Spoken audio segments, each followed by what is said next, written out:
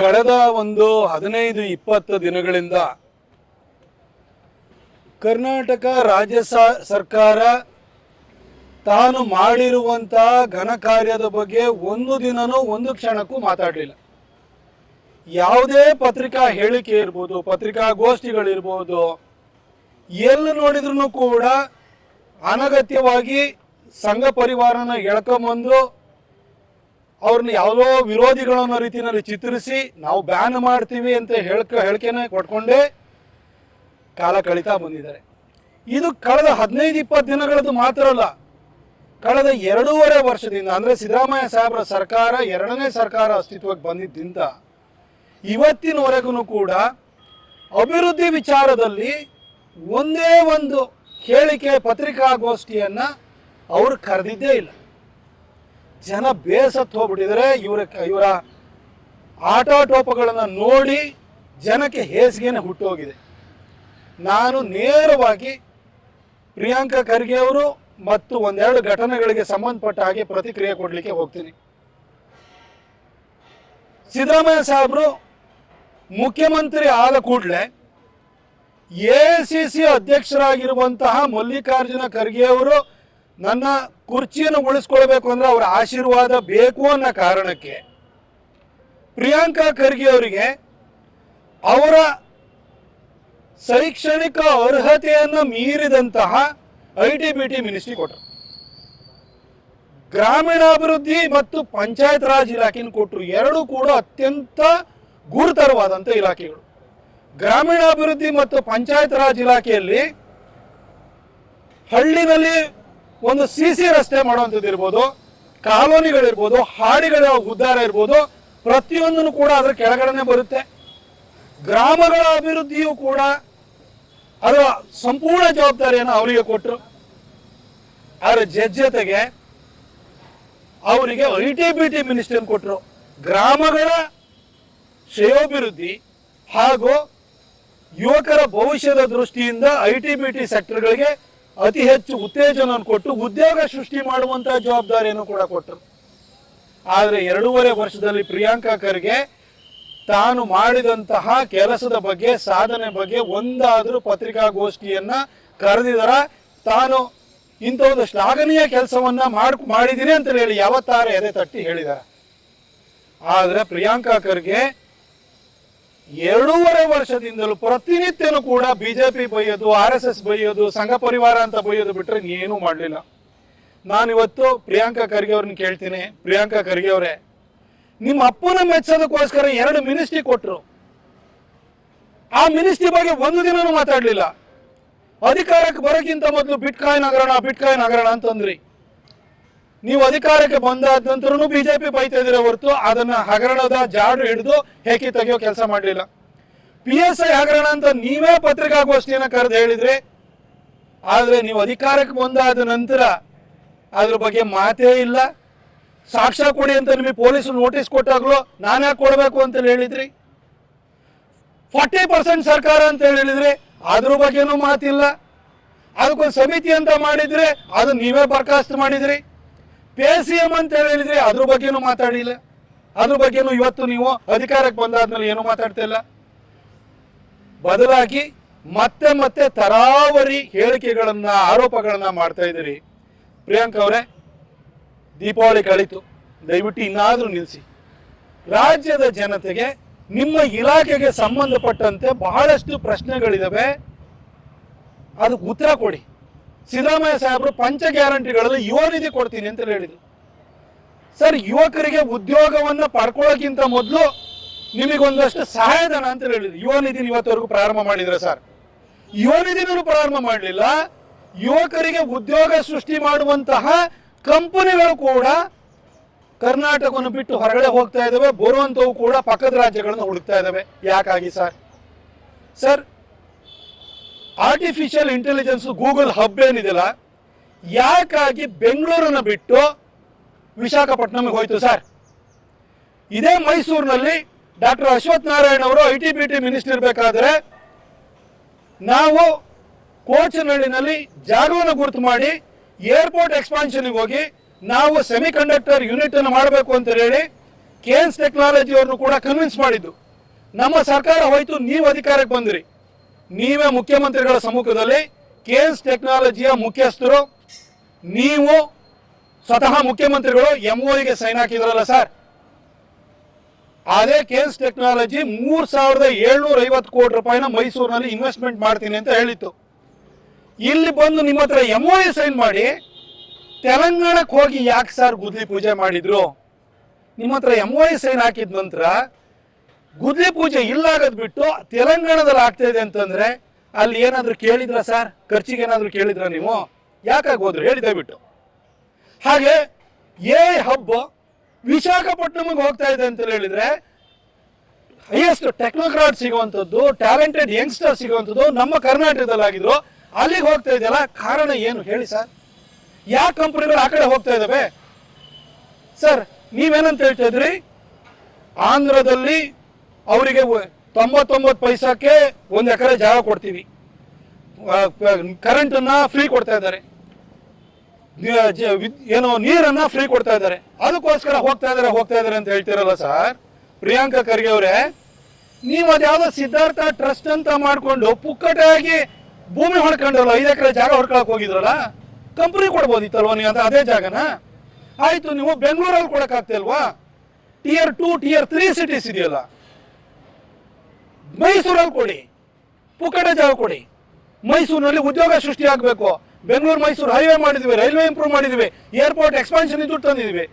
ಮೈಸೂರಲ್ಲಿ ಕೊಡ್ಬೋದಿತ್ತಲ್ಲ ಸರ್? ಬೇಡ ಸರ್. ಇಡೀ ದೇಶದಲ್ಲೇ ಅತ್ಯಂತ ಹಿಂದುಳಿದ ಜಿಲ್ಲೆಗಳಲ್ಲಿ ಕಲಬುರಗಿಯು ಕೂಡ ಒಂದಾಗಿದೆ. ಇಡೀ ಕಲ್ಯಾಣ ಕರ್ನಾಟಕ ಅತ್ಯಂತ ಹಿಂದುಳಿದವಾದಂತಹ ಒಂದು ಪ್ರದೇಶವಾಗಿದೆ. ಅಲ್ಲಿ ಫ್ರೀ ಆಗಿ ಕೊಡಿ ಸರ್. ನೀವು ಅಲ್ಲೇ ಕೊಡ್ಲಿಲ್ಲ. ಇದೇ SM ಕೃಷ್ಣ ಅವರು ಈ ಹಿಂದೆ ಈ ರಾಜ್ಯದ ಮುಖ್ಯಮಂತ್ರಿ ಆಗಿದ್ದಂತ ಸಂದರ್ಭದಲ್ಲಿ ಸರ್ಜಾಪುರ ರೋಡ್ ಅಲ್ಲಿ ಇನ್ಫೋಸಿಸ್ ಸಹಿತವಾಗಿ ಎಲ್ಲರಿಗೂ ಪುಕ್ಕಟ ಭೂಮಿ ಕೊಟ್ರೇ ಇಲ್ವಾ? ಮೈಸೂರಿನಲ್ಲಿ ಕೊಟ್ರೇ ಇಲ್ವಾ? ಅವತ್ತು ಟ್ಯಾಕ್ಸ್ ಹಾಲಿಡೇ ಕೊಟ್ರೇ ಇಲ್ವಾ? ಆ ಕಾರಣಕ್ಕೋಸ್ಕರ ಇವತ್ತು ಬೆಂಗಳೂರು ಕಾಮಧೇನುವಾಗಿದೆ ಕರ್ನಾಟಕದ ಪಾಲಿಗೆ. SM ಕೃಷ್ಣ ಅವರ ವಿಷನ್ ಇಂದ ಆಗಿದ್ದು. ಬಾಡಿಗೆ ಅವರು ಅವತ್ತು ಎಲೆಕ್ಟ್ರಾನಿಕ್ ಸಿಟಿ ಮಾಡಿದ್ರು. ದೇವರಾಜ್ ಅರಸು ಅವರ ಕೃಪೆ, ರಾಮಕೃಷ್ಣ ಹೆಗಡೆ ಅವರ ಕೃಪೆಯಿಂದಾಗಿ ಇವತ್ತು ಬೆಂಗಳೂರಿನಲ್ಲಿ ಎಲೆಕ್ಟ್ರಾನಿಕ್ ಸಿಟಿ ಅನ್ನೋದು ಬೆಳೀತು. ನಾವು ಆ ಕೆಲಸ ಮಾಡಿದ್ರಿಂದಲೇ ಬೆಂಗಳೂರು ಬೆಳೆದಿದ್ದು. ಬೆಂಗಳೂರು ಇವತ್ತು ಉಸಿರು ಕಟ್ಟುವಂತ ಸ್ಥಿತಿ ಬಂದಿದೆ. ಬೇಡ, ಮೈಸೂರಿಗೆ ಕಳಿಸಿ ಸರ್, ಕಲಬುರಗಿ ಕಳಿಸಿ, ಕೋಸ್ಟಲ್ ಲೈನ್ ಬೇಕು ಅಂದ್ರೆ ಮಂಗಳೂರಿಗೆ ಕಳಿಸಿ, ಕಾರವಾರ ಇದೆ ನಮಗೆ, ಬೆಳಗಾವಿ ಕಳಿಸಿ. ನೀವು ಇದು ಯಾವ ಜಾಗ ನಿಮಗೆ ಕಾಣಿಸ್ತಾ ಇಲ್ವಾ? ಇಲ್ಲಿ ಕೊಡಿ ಸರ್. ಬೆಂಗಳೂರಲ್ಲೇ ಯಾಕೆ ಕೊಡ್ಬೇಕು? ಇದಕ್ಕೆ ಉತ್ತರ ಇಲ್ಲ ನಿಮ್ಮ ಹತ್ರ. ಅಲ್ಲ ಫ್ರೀ ಕೊಟ್ಬಿಟ್ರಂತೆ, ಅಲ್ಲಿಗೆ ಹೋದ್ರಂತೆ. ಫ್ರೀ ಕೊಡಿ, ಬೇರೆ ನಮ್ಮಲ್ಲಿ Tier 2 Tier 3 ಸಿಟೀಸ್ ಅಲ್ಲಿ ಕೊಡಿ ಸರ್. ಇವತ್ತು ಕಲಬುರಗಿ ಅತ್ಯಂತ ಹಿಂದುಳಿದ ಜಿಲ್ಲೆ ಆಗಿದಾರ. 45 ವರ್ಷ ನೀವು ಅಪ್ಪ ಮಗ ದರ್ಬಾರ್ ಮಾಡಿದಿರಲ್ಲ. ಇವತ್ತು ಹಿಂದುಳಿದ ಪ್ರದೇಶ ಯಾಕಾಗಿದೆ ಸರ್? ಅತ್ಯಂತ ಹಿಂದುಳಿದ ಜಿಲ್ಲೆಯಲ್ಲಿ ಕಲಬುರಗಿ ಯಾಕೆ ಒಂದಾಗಿದೆ? ಶೈಕ್ಷಣಿಕವಾಗಿ ಯಾಕೆ ಹಿಂದುಳಿದಿದ್ದಾರೆ ಸರ್? ಕಷ್ಟದಿಂದ ಬಂದಿರೋರಿಗೆ ಓದುವಂತಹ ಉಮೇದ್ ಇರುತ್ತೆ ಸರ್. ನಿಮ್ ತಂದೆಯನ್ನು ನೋಡಿ, ರಜಾಕರ್ಸು ಇಡೀ ಕುಟುಂಬವನ್ನ ಸುಟ್ಟಾಕಿದ್ರು ಕೂಡ ನಿಮ್ ತಂದೆ ಲೋನ್ ಸರ್ವೈವರ್ ಓದಿ ಅವರು ವಿದ್ಯಾವಂತರಾದ್ರು. ಇಲ್ಲ ಸಿದ್ದರಾಮಯ್ಯನವರು ಕುಂಟಿನಲ್ಲಿ ಹುಟ್ಟಿ ಕುರಿ ಕಾಯುವಂತ ಸಮುದಾಯದಲ್ಲಿ ಹುಟ್ಟಿದವರು, ಅವರನ್ನು ಕೂಡ ವಕೀಲರಾದ್ರು, ಅಡ್ವೊಕೇಟ್ ಆಗಿ ಬೆಳೆದ್ರು. ನೀವು ಎಲ್ಲಾ ಸುಭಿಕ್ಷೆಯನ್ನು ಇಟ್ಕೊಂಡು ಬಂದು PUC ಫೇಲ್ ಆದ್ರಿ. ಬೇರೆ ಮಕ್ಕಳಿಗಾದ್ರೂ ಒಳ್ಳೆ ಅವಕಾಶ ಮಾಡ್ಕೊಡ್ಬೋದಿತ್ತು. ನಿಮ್ ತರ ತಂದೆ ಎಲ್ಲರಿಗೂ ಸಿಗಲ್ಲ ಸರ್. ಫೇಲ್ ಆಗಿರೋ ಮಕ್ಕಳಿಗೂ ಕೂಡ ಸಾವಿರಾರು ಕೋಟಿ ಆಸ್ತಿ, ಅದ್ರಲ್ಲಿ ಬೆಂಗಳೂರಿನಲ್ಲಿ ಸದಾಶಿವನಗರದಲ್ಲಿ ಮನೆಗಳು, ಬಂಗ್ಲೆಗಳು, ಕಾರ್ಗಳು, 1ನೇ ನಂಬರಿನ ಕಾರ್ಗಳು ಎಲ್ಲರಿಗೂ ಸಿಗಲ್ಲ. ಆತರ ಎಲ್ಲರೂ ಮಾಡ್ಕೊಡಕ್ಕಾಗಲ್ಲ. ಆ ಕಲಬುರಗಿ ಮಕ್ಕಳ ಭಾಗ ಆದ್ರೂ ನೀವು ಯೋಚನೆ ಮಾಡ್ಬೋದಿತ್ತು. ಇದ್ಯಾವುದು ಮಾಡ್ಲಿಲ್ಲ. ಪ್ರತಿನಿತ್ಯ RSS ಅಂತ ಬೈತೀರಿ. ಪ್ರಿಯಾಂಕ್ ಖರ್ಗೆ ಅವರೇ, ಕಡೆಯದಾಗಿ ನಿಮ್ಗೊಂದು 2 ಪ್ರಶ್ನೆ ಕೇಳ್ತೀನಿ.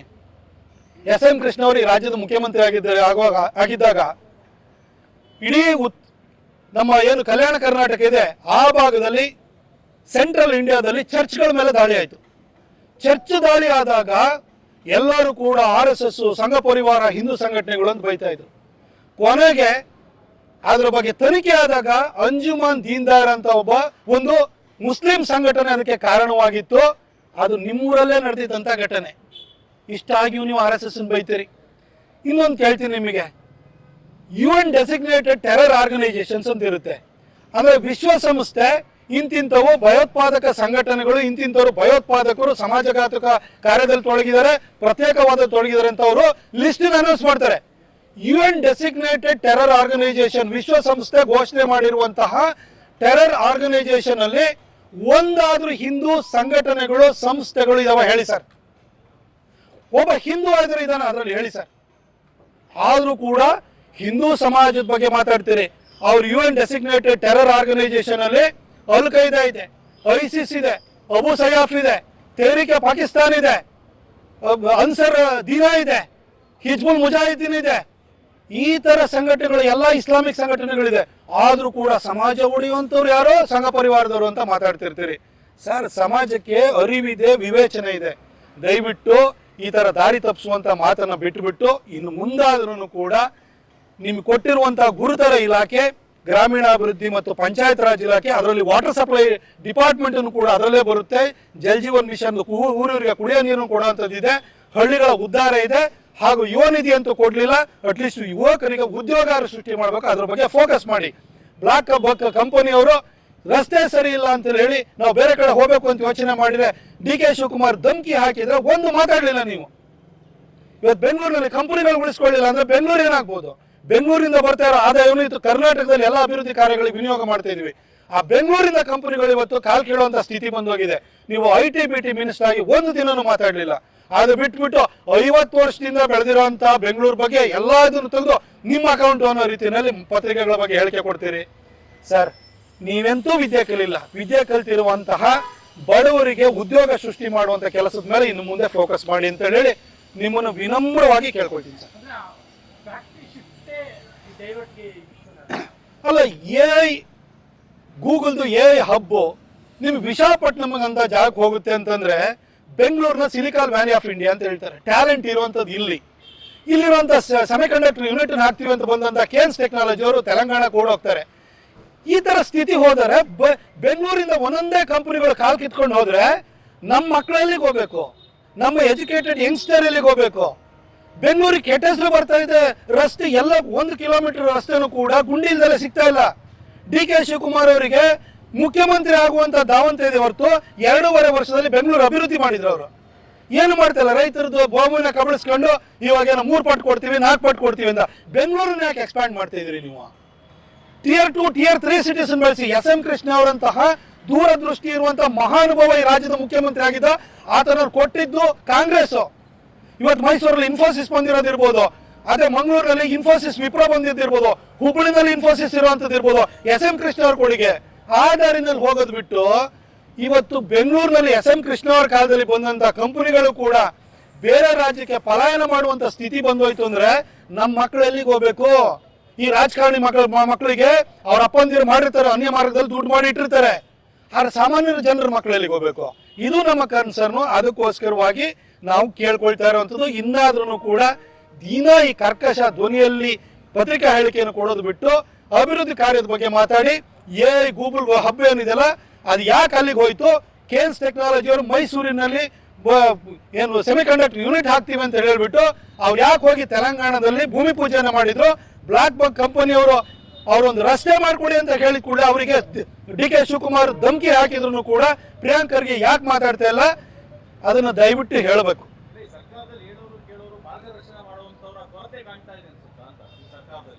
ಈಗ ಏನಾಗಿದೆ ಅಂತಂದ್ರೆ ಸಿದ್ದರಾಮಯ್ಯನವರಿಗೆ ಈ ನವೆಂಬರ್ ಕ್ರಾಂತಿಯ ಟೆನ್ಷನ್ ಸ್ಟಾರ್ಟ್ ಆಗ್ಬಿಟ್ಟಿದೆ. DK ಅವರಿಗೆ ನನಗೆ ಚೇರ್ ಸಿಗುತ್ತೋ ಇಲ್ವೋ, ಸಿದ್ದರಾಮಯ್ಯ ಬಿಟ್ಕೊಡ್ತಾರೋ ಇಲ್ವೋ ಅಂತ ಫ್ರಸ್ಟ್ರೇಷನ್ ಅಲ್ಲಿ ಇದ್ದಾರೆ. ಪ್ರಿಯಾಂಕ್ ಖರ್ಗೆ ಇರ್ಬೋದು, ಯಾವುದೇ ಸಚಿವರು ಇರ್ಬೋದು, ಲಂಗೂ ಲಗಾಮಿಲ್ಲ. ಇವರಿಬ್ಬರು ಚೇರಿಗೋಸ್ಕರ ಹೊಡೆದಾಡ್ತಾ ರಾಜ್ಯದ ಅಭಿವೃದ್ಧಿ ಬಗ್ಗೆ ಯೋಚನೆ ಮಾಡೋರು ಇಲ್ದಂಗಾಗಿದೆ. ಮೈಸೂರಿನಲ್ಲಿ ಒಂದು KDP ಸಭೆಗಳಿಗೆ ಇಡೀ ರಾಜ್ಯದಲ್ಲಿ KDP ಸಭೆಗಳು ಎಷ್ಟಾಗಿದ್ದಾವೆ ನೋಡಿ. ಮುಖ್ಯಮಂತ್ರಿಗಳ ಭಯನೇ ಇಲ್ಲ. ಮುಖ್ಯಮಂತ್ರಿಗಳು ಪ್ರಾರಂಭದಲ್ಲಿ ಮೂಡದಲ್ಲಿ 14 ಸೈಟ್ ತಗೊಳ್ಳೋ ಮುಖಾಂತರವಾಗಿ ಅವ್ರ ಹಗರಣ ಹೊರಗಡೆ ಬರೋ ಮುಖಾಂತರವಾಗಿ ಮುಖ್ಯಮಂತ್ರಿ 14 ಸೈಟ್ ಹೊಡೆದಿದ್ದಾನೆ, ನಮ್ದೇನ್ ಲೆಕ್ಕ ಅಂತ ಎಲ್ಲರಿಗೂ ಧೈರ್ಯ ಬಂದ್ಬಿಟ್ಟು ಹಿಂದೆ ರಾಜೀವ್ ಗಾಂಧಿ ಅವ್ರ ಕಾಲದಲ್ಲಿ ಈ ತರ ಪರಿಸ್ಥಿತಿ ಅದು ಕರ್ನಾಟಕದಲ್ಲಿ ಸೃಷ್ಟಿ ಆಯ್ತು. ಈ ದೇಶದ ಪ್ರಧಾನಿನೇ ಬೋಫೋರ್ಸ್ ನಲ್ಲಿ ದುಡ್ಡು ಹೊಡಿತಾನೆ ಅಂತ ಹೇಳಿದ್ರೆ ಗ್ರಾಮ ಪಂಚಾಯತಿ ಪ್ರಧಾನ ಇದ್ದ ಆ ಕಾಲದಲ್ಲಿ ನಮ್ಮ ದೇಶದ ಪ್ರಧಾನಿನೇ ದುಡ್ಡು ಹೊಡಿತಾನೆ, ನಮ್ದೇನ್ ಲೆಕ್ಕ ಅಂತ ಹೇಳ್ಬಿಟ್ಟು ಪ್ರಧಾನಿಗೂ ಕೂಡ ಧೈರ್ಯ ಬಂದಿತ್ತು ಭ್ರಷ್ಟಾಚಾರ ಮಾಡ್ಲಿಕ್ಕೆ. ಹಾಗೆ ಮುಖ್ಯಮಂತ್ರಿಗಳ ಸೈಟ್ ಹೊಡೆದಿದಾರ ಅಂತ ಅಂದ್ಮೇಲೆ ಇನ್ನು ಶಾಸಕರು ಕೇಳ್ತಾರ, ಅಧಿಕಾರಿಗಳು ಕೇಳ್ತಾರ ಅಂತ ಪರಿಸ್ಥಿತಿ ಬಂದಿದೆ. ಹಾಗಾಗಿ ಪ್ರಿಯಾಂಕಾ ಖರ್ಗೆ ಅಂತವರು ಅಕೌಂಟಬಿಲಿಟಿ ಇಲ್ದಲೆ ಎಗ್ಗಿಲ್ದಲೆ ಮಾತಾಡ್ಕೊಂಡು ತಿರುಗ್ತಾ ಇದಾರೆ ಅಷ್ಟೇ.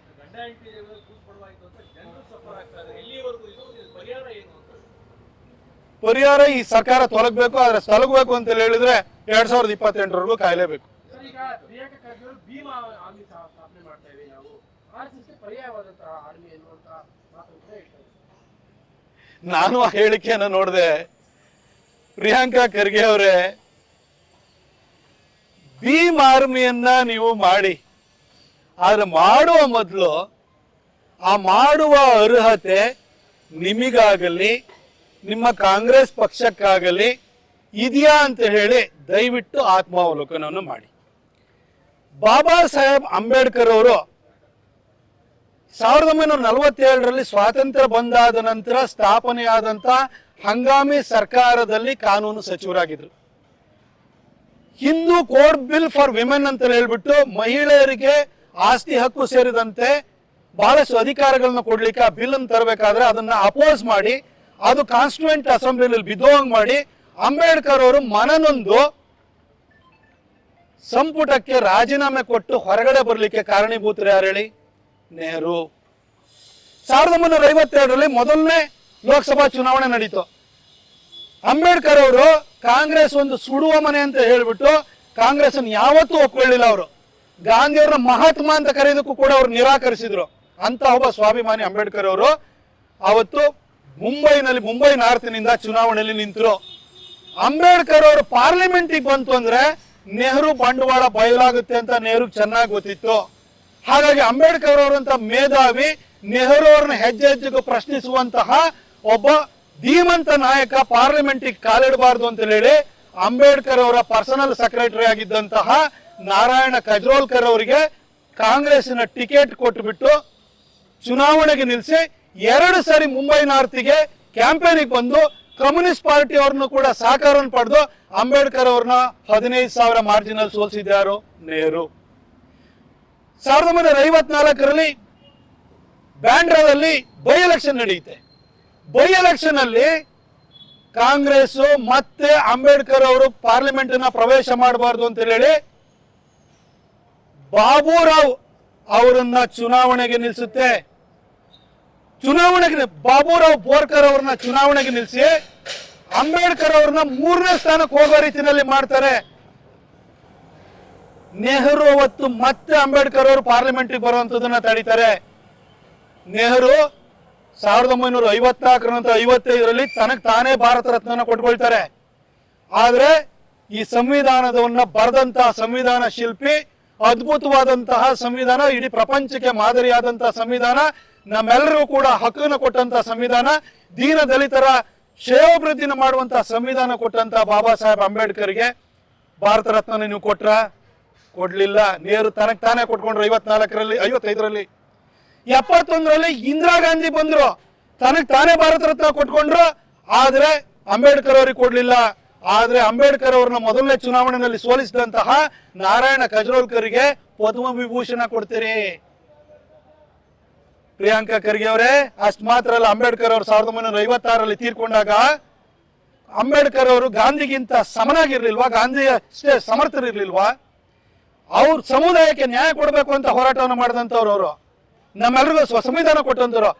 ಅವರ ಅಂತ್ಯ ಸಂಸ್ಕಾರವನ್ನ ಡೆಲ್ಲಿನಲ್ಲಿ ಮಾಡ್ದಂಗೆ ತಡೆದು ಬಿಟ್ಟು ಮುಂಬೈಗೆ ಹೆಣವನ್ನ ಸಾಗಿಸಿದವ್ರು ಯಾರು? ನೆಹರು.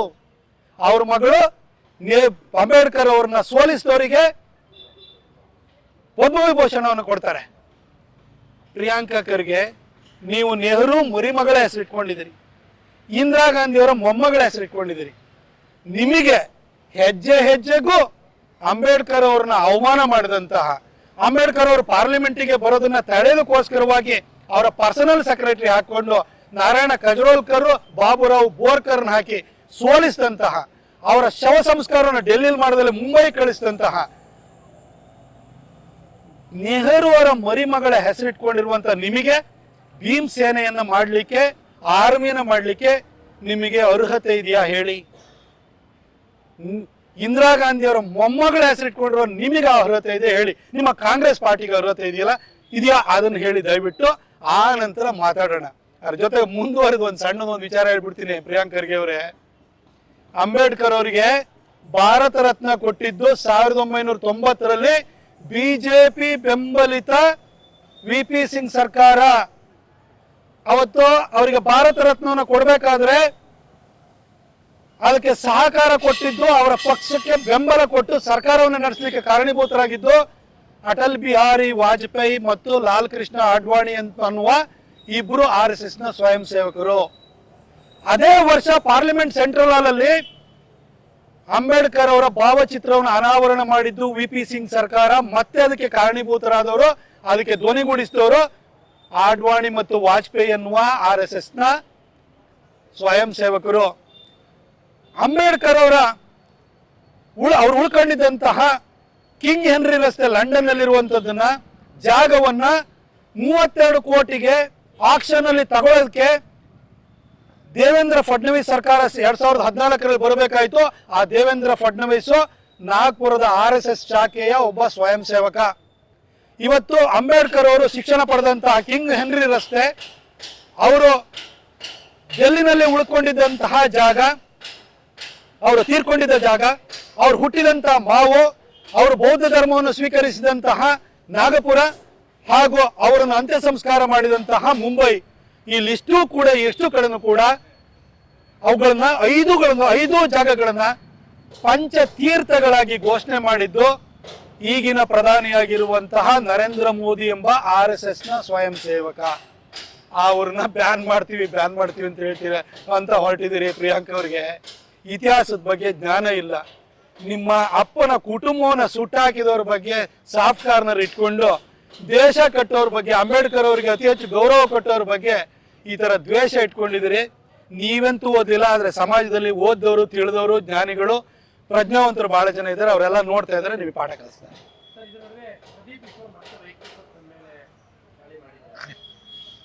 ನಾನು ಮೊನ್ನೆ ಒಂದ್ಸರಿ ಬೆಳಗ್ಗೆ ಪಾರ್ಕಿಗೆ ಬಂದಾಗ್ಲೂ ಕೂಡ ಬೆಳಗ್ಗೆನೆ ಅವನ ಬಗ್ಗೆ ಕೇಳ್ಬಿಡಿ ಅಂತ ಹೇಳಿದ್ರಿ. ಇವತ್ತು ಕೇಳಿದ್ರಿ. ಈ ಪ್ರದೀಪ್ ಈಶ್ವರ್ ಕತ್ಲಲ್ಲಿ ಕಾಣಲ್ಲ, ಬೆಳಕಲ್ಲಿ ಹೊಳೆಯಲ್ಲ ಅವನು. ಮತ್ತು ಇವತ್ತಿನ ರಾಜಕೀಯ ಕಾಲಘಟ್ಟ ಹೇಗಿದೆ ಅಂತ ಹೇಳಿದ್ರೆ, ದೇವರಾಜ ಅರಸವರು, ನಿಜಲಿಂಗಪ್ಪನವರು, ವೀರೇಂದ್ರ ಪಾಟೀಲ್ರು, ರಾಮಕೃಷ್ಣ ಹೆಗಡೆ ಅವರು ಆ ಕಾಲದಲ್ಲಿ ಸಭ್ಯತೆ, ಸೌಜನ್ಯ, ಪರಸ್ಪರ ಗೌರವಗಳಿಂದ ರಾಜಕೀಯ ವಿರೋಧಿಗಳು ಕೂಡ ನಡ್ಕೊಳ್ತಾ ಇದ್ರು. ಆದ್ರೆ ಆ ಕಾಲಘಟ್ಟ ಹೋಗಿ ಇವತ್ತು ನೀಚ ಮಟ್ಟಕ್ಕೆ ಇಳಿದು ವೈಯಕ್ತಿಕ ನಿಂದನೆ ಮಾಡುವಂತಹ ಸನ್ನಿವೇಶದಲ್ಲಿ ನಾವೆಲ್ಲ ಇದ್ದೀವಿ. ಹಾಗಾಗಿ ಕರ್ನಾಟಕದ ಮಹಾಜನತೆಗೆ ನಾನು ಮಹಾಜನತೆಯಲ್ಲಿ ಕ್ಷಮೆಯನ್ನು ಕೇಳ್ತಾ, ಕಡೆಯದಾಗಿ ಮೊನ್ನೆ ನನ್ನ ಮನೆಯಲ್ಲಿ ನನ್ನ ತಾಯಿಯತ್ತ ಬೆರಳು ತೋರಿಸುವಂತ ಒಂದು ತುಚ್ಛ ಹೇಳಿಕೆ ಕೊಟ್ಟಿರುವಂತಹ ಪ್ರದೀಪ್ ಈಶ್ವರನಿಗೆ ನಾನು ಅವನದೇ ಭಾಷೆನಲ್ಲಿ ಕಡೆಯದಾಗಿ ಉತ್ತರ ಕೊಡ್ತೀನಿ.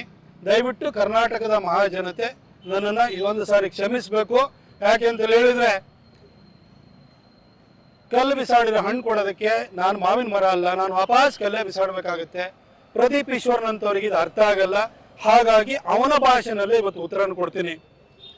ಪ್ರದೀಪ್ ಈಶ್ವರ, ನೀನು ಕತ್ಲಲ್ಲಿ ಕಾಣಲ್ಲ, ಬೆಳಕಲ್ಲಿ ಹೊಳೆಯಲ್ಲ. ನೀನು ಚಿಕ್ಕಬಳ್ಳಾಪುರದ ಗೌಡ್ರುಗಳು ಸುಧಾಕರ್ ಅವ್ರ ಬಗ್ಗೆ ಒಂದು ಸಣ್ಣ ಮುನಿಸಿಂದಾಗಿ ನಿನ್ನಂತ ಒಬ್ಬನ್ನ ತಲೆಕೆಟ್ಟವನ್ನ ಗೆಲ್ಲಿಸಿದೀವಿ ಅಂತ ಅವ್ರಿಗೆ ಅರಿವಾಗಿದೆ. ನೆಕ್ಸ್ಟ್ ಟೈಮ್ ಗೌಡ್ರು, ಬಲಿಜರು ಎಲ್ಲ ಸೇರಿ ನಿನ್ನ ಬಡದೋಡಿಸ್ತಾರೆ ಬಿಡು. ಆದ್ರೆ ನೀನು ಮೊನ್ನೆ ನನಗೆ ಹೇಳಿಕೆ, ನನ್ನ ಬಗ್ಗೆ, ನನ್ನ ತಾಯಿ ಬಗ್ಗೆ ದೃಷ್ಟಿಯಲ್ಲಿ ಇಟ್ಕೊಂಡು ನಿಂದನಾತ್ಮಕವಾಗಿ ಹೇಳಿಕೆ ಕೊಟ್ಟಿದೆಯಲ್ಲ, ಅದಕ್ಕೆ ನಿಂದೇ ಭಾಷೆಯಲ್ಲಿ ಉತ್ತರ ಕೊಡ್ತೀನಿ ನೋಡು. ಪ್ರದೀಪ್ ಈಶ್ವರ, ಮುಳ್ಳಂದಿ ಮುಖ ಇರುವಂತಹ ಕರ್ನಾಟಕದ ಏಕೈಕ ಕಾಮಿಡಿ ಪೀಸು ನಿಮ್ಮ ಅಪ್ಪಂಗೆ ಮಾತ್ರ ಹುಟ್ಟಿರೋದಪ್ಪ. ಇನ್ಯಾರು ವಾರಸದಾರ ಅದಕ್ಕೆ ಬರಲ್ಲ, ಆಸ್ತಿ ಕೇಳಕ್ ಬರಲ್ಲ. ಆ ಕಾಮಿಡಿ ಪೀಸು ಕರ್ನಾಟಕದಲ್ಲಿ ಒಂದೇ ಇರೋದು, ಅದು ನಿಮ್ಮ ಅಪ್ಪ ಮಾತ್ರ ಹುಟ್ಟಿರೋದು. ಆದ್ರೆ ನಮ್ಮಪ್ಪ ಏನಾದ್ರೂ ಕೂಡ ಅವ್ರ ಪ್ರಾಯದಲ್ಲಿ ಚಿಕ್ಕಬಳ್ಳಾಪುರದ ಕಡೆ ಹೋಗಿದ್ರೆ ನೀನು ಬಹಳ ಸುಂದರವಾಗಿ ಹುಡ್ತಾ ಇದ್ದೇನೆ. ಇನ್ನೊಂದು ಸಾರಿ ವೈಯಕ್ತಿಕವಾಗಿ ಮಾತಾಡ್ತಾ ಇರ್ಬೇಕಾದ್ರೆ ಎಚ್ಚರಿಕೆಯಿಂದ ಇರಬೇಕು ಮಗನೇ. ಇದನ್ನು ನಿನಗೆ ವಾರ್ನಿಂಗ್ ಕೊಟ್ಟು ಹೇಳ್ತಾ ಇದ್ದೀನಿ. ಗೊತ್ತಿಲ್ಲ ಅದ್ರ ಬಗ್ಗೆ. ಇವತ್ತು ಬರೀ ಅಭಿವೃದ್ಧಿ ಬಗ್ಗೆ ಅಷ್ಟೇ ಮಾತಾಡೋಣ. ಯತೀಂದ್ರ ಅವ್ರ ಹತ್ರನೇ ಅದ್ರ ಬಗ್ಗೆ ರಿಪ್ಲೈ ಕೇಳಿ ಆಮೇಲೆ ಮಾತಾಡ್ತೀನಿ.